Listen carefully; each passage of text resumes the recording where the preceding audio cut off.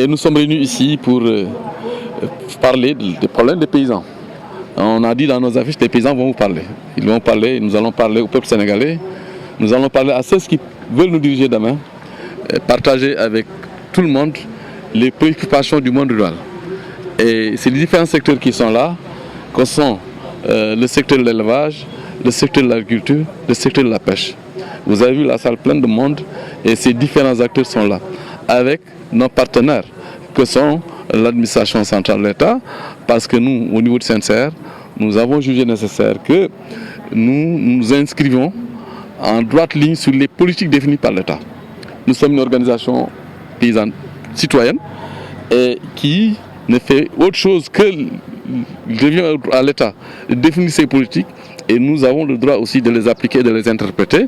Si porte nos espoirs, on le dit. Si on a des choses à dire aussi, on a le courage de dire ce qui ne va pas et proposer quelque chose de bon. Le plaidoyer que nous comptons faire par rapport à ça, c'est que nous savons qu'aussi au niveau de la loi d'orientation agro-silvopastorale qui a été votée depuis 2004, il faut l'évaluer, il faut la revoir. Et parmi elles, il y a des décrets qui ont été pris sur la protection sociale, sur le métier des paysans. Et on reconnaît aujourd'hui que les agriculteurs, l'agriculture est un métier. Les paysans que nous sommes, nous avons du travail. Nous ne sommes pas des chômeurs permanents, comme le disaient certaines personnes. Et faire de sorte aussi que la protection sociale soit prise en compte, et qu'on ait droit à une assurance maladie, à une assurance sociale. Et le conseil d'orientation agro-silvopastorale qui devait se tenir chaque année au moins une fois, et que le président de la République reçoive les paysans au moins une fois, nous pensons que le futur président le fera. Et là aussi, c'est une doléance que nous sommes en train de lancer. Et le problème sur le foncier, les réflexions ont été amorcées depuis bientôt 10 ans, depuis 1996, depuis bientôt un quart de siècle. Et ces réflexions-là aussi doivent aboutir. Et l'installation des jeunes aussi est une des préoccupations du CNCR. Et nous avons comme devise avec notre collège, travailler ici, réussir ici et rester ici. Et là aussi, le CNCR a eu à travailler là-dessus et est en train de travailler là-dessus. Et ça, c'est des messages, peut-être d'autres qui viendront après, vont se greffer à ce que nous voulons.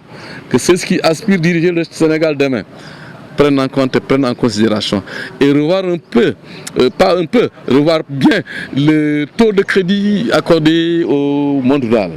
Le taux de crédit est de 7,5, il était de 12,5, on a négocié, on l'a remis à 7,5 et nous pensons qu'il peut être de 5 points, avec des différés qui peuvent permettre aux paysans d'avoir un retour sur l'investissement rapide et payer les banques et être moins dépendants de choses. Nous sommes dans un contexte de changement climatique et les assurances agricoles aussi, l'État prend en charge présentement les 50% et nous souhaitons aussi au moins que ces assurances, que cette prise en charge soit portée à 70%.